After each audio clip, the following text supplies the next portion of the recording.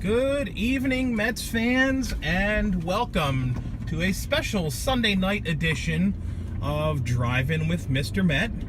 If the scenery looks a little different, or perhaps familiar, it's because I am pulling into the parking lot at CitiField prior to tonight's matchup between the Filthy Fish from Florida and the New York Metropolitans.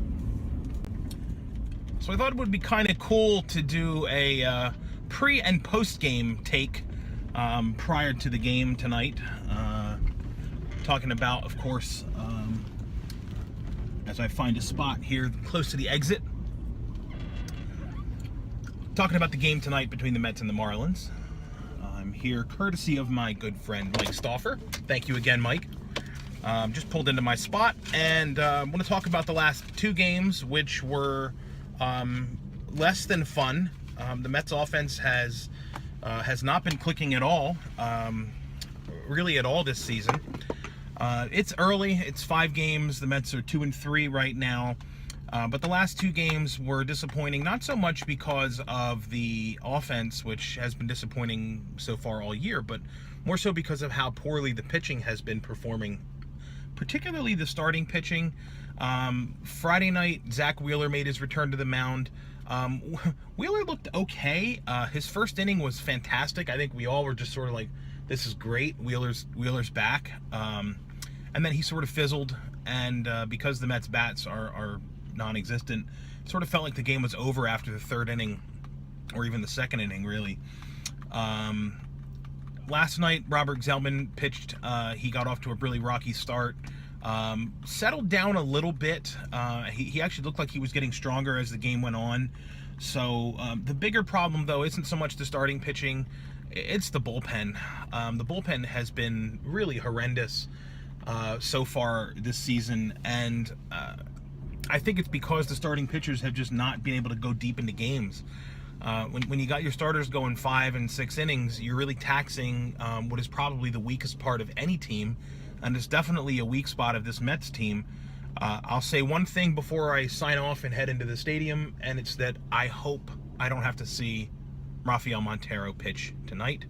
And honestly, as much as I'd like to give him a shot and let him become the player that he might possibly be, I'm at the point now where I want to see him do that on some other team. Wish him well, designate him for assignment, and cut our losses with this guy, because I don't think he's ever going to be a successful Met pitcher.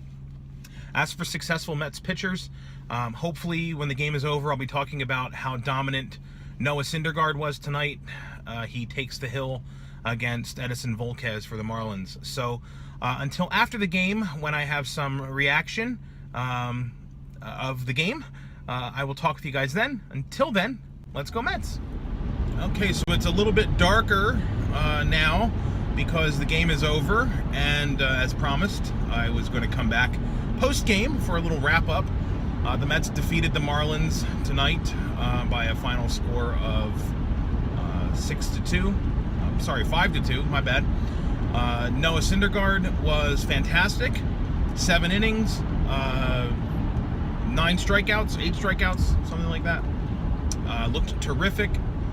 The bats came to life a little bit tonight, and I've got to tip my cap to Terry Collins, because Terry played a little bit of small ball in the first inning. Loved the way that whether it was Terry or Asdrubal Cabrera decided to go against the shift and decided to bunt to get on base. And then they played a little hit and run with Cespedes batting. It was nice to see the team trying to do something to generate some offense rather than waiting for the long ball. They put up 3 runs in the first inning, batted around, at least batted 1 through 9. Nice offensive output from the Mets tonight. Would have been really nice to see them do a little bit more damage in that first inning. Ending it with the bases loaded was kind of a bummer, but you know, not the end of the world. They get the win at the end of the day. Nice to see Syndergaard go 7. He threw 103 pitches tonight.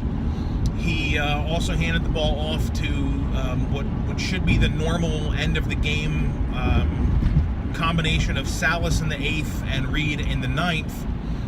That was nice to see as well. But I think the underappreciated, or perhaps the under-noticed star of the game has to be Rene Rivera. Rivera really bailed the Mets out today with his arm. He threw out D. Gordon at third base, made a fantastic throw to catch D. Gordon, and then the same inning threw out. I think it was Real Muto at second, but I don't recall who it was that was running. But to get 2 outs to end an inning, and really Don Mattingly foolishly sending those runners when Thor was sort of on the ropes there.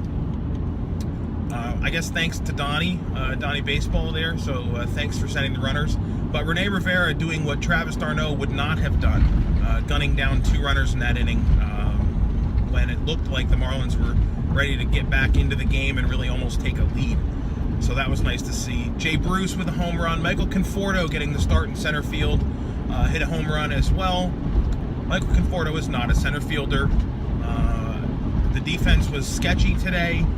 In the outfield particularly. Cespedes had a bad game in the field, made a couple of misplays, not errors, but misplays in the outfield. So, all that being said, the Mets get even at 3-3 on the season. Later tonight, they'll be in a bus, driving similarly to the way I'm driving right now toward Philadelphia to take on the Phillies tomorrow night. DeGrom and Harvey pitched the first 2 games of that series. Should be fun to watch. Hopefully the Mets can do to the Phillies what the Nationals could not do and win the series. So that's the end of the video for today. Thank you for watching. I'll do my best to get some videos in this week. It's going to be kind of tough. I'm going to be on the road for work. So I'll do my best to cover the Phillies series as much as I can. But until the next time that we cross paths on Driving with Mr. Met, thanks for watching. And as always, let's go